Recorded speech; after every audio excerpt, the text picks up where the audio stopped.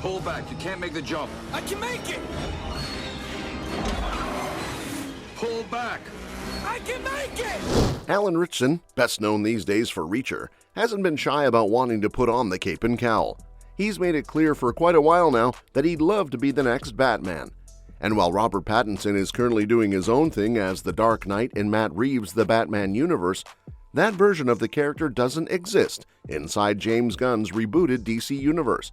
So, that technically leaves the role wide open, and Ritchson is more than ready to step in. Just a few days ago, the spotlight turned to James Gunn when he appeared on Josh Horowitz's Happy Sad Confused podcast. During that conversation, Gunn admitted that casting Batman hadn't started yet, although it sounds like it's coming up fast. And now that Superman is well into production and starting to shape up nicely, the next wave of DCU films will start moving forward with more momentum. That means it's nearly time to find their Bruce Wayne. Looking ahead, the upcoming DCU schedule includes a strong 2026 lineup with Supergirl Woman of Tomorrow and Clayface. Then there's The Authority, and finally the big one, Batman the Brave and the Bold, which will officially introduce the DCU's Batman. The clock's ticking, and the hunt for the new Caped Crusader is about to heat up. The question now is, does Ritchson really stand a chance? Physically speaking, there's no doubt he checks a major box. He might just be the most jacked Batman we've ever seen. That's saying something considering previous Batmen like Ben Affleck and Christian Bale also bulked up for the role, but Ritchson comes in already built like a tank. Standing tall at 6'3", he'd tie Affleck as the tallest actor to play Batman. Pattinson is a couple of inches shorter at 6'1", while Keaton was just 5'9". So when you picture Ritchson towering over Gotham's criminals, it's easy to imagine them being scared by just his presence. But physicality isn't everything. What really matters is whether the people calling the shots, James Gunn and Peter Safran, see Ritchson as the right fit. Interestingly, Gunn doesn't seem opposed to the idea.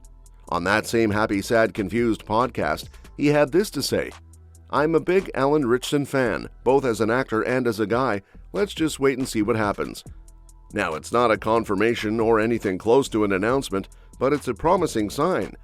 Gunn didn't shut the door, which in the secretive world of superhero casting can mean a lot. These decisions are always kept under wraps until they're finalized, so that kind of neutral to positive remark definitely keeps Ritchson in the conversation. And Ritchson isn't just waiting around for the phone to ring, he's actively putting himself out there. Back in March, he not only expressed interest in playing Batman again, but even joked that DC wouldn't need to pay him if they gave him the role. Of course, they absolutely would pay him, but that kind of comment shows just how passionate he is about the opportunity. He even gave fans a taste of his Batman voice, which definitely got people talking. All that enthusiasm adds up to one thing. If Ritchson lands the part, you know he's going to throw everything he has into it. And let's not forget, every Batman actor who came before Ritchson had already made a name for himself. George Clooney had ER, Robert Pattinson had Twilight, Christian Bale had American Psycho, and Michael Keaton had comedies like Beetlejuice. Even Val Kilmer and Ben Affleck were already seasoned stars. So Ritchson fits that mold now more than ever. Thanks to the success of Reacher, he's gone from being a guy you kinda recognize to someone headlining major projects. He's joined the Fast and Furious franchise, worked with Guy Ritchie on the Ministry of Ungentlemanly Warfare, and has other high-profile movies on the horizon. He's proven he can lead, he's marketable, and now he's one of the hottest action stars in the game. Age-wise, Ritchson is in a pretty sweet spot too. He's currently 42, which makes him just a year younger than Ben Affleck was when Batman vs. Superman: Dawn of Justice came out. He's a little older than Bale, Kilmer, or Clooney were when they wore the cape, but still young enough to handle the physical demands of the role. More importantly, he's old enough to sell the idea of a more experienced Bruce Wayne, one who's been fighting crime for years and now has a son, Damian Wayne, who's stepping into the Robin role. And that's important, because The Brave and the Bold isn't just another Batman origin story, it's about a Batman who already has history. He's been through the battles, he's got emotional scars, and now he's trying to train the next generation, his own son no less. That kind of story needs an actor who can carry that weight, both physically and emotionally. Ritchson could absolutely be that guy.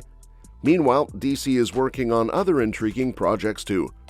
Along with The Brave and the Bold, there's also a standalone horror movie focused on Clayface, plus a sequel to Reeves' The Batman. On the DC Studio Showcase podcast, Gunn shared some insight into how they're approaching these projects. Basically, he said that if someone pitches a unique idea that fits a character, even if it's outside the box, they'll consider it. But he also made it clear that The Brave and the Bold is one of those projects where he has a strong vision and is very involved in the writing process. Gunn explained that he's not just trying to churn out superhero movies. For him, the story comes first. That's why it's taking time to get Batman's script right. It's not about rushing to get another Batman movie out just because he's a popular character.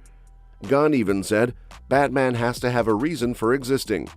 He doesn't want a silly, over-the-top Batman, and he doesn't want just another moody version either. He wants something with purpose, something that brings a new angle to the DCU. So until that vision is fully developed, Batman casting is on hold. Gunn says he's working closely with a writer and things are progressing well, but he's being cautious because he knows that getting Batman right is absolutely critical. After all, this new Batman has to exist in the same world as Superman, Wonder Woman, and the rest of the DCU. That's a tough balance to strike. He can't be too dark or too light. He has to feel like he belongs. And honestly, that slower, more thoughtful approach is refreshing. One of the problems with the old DCEU was how rushed everything felt.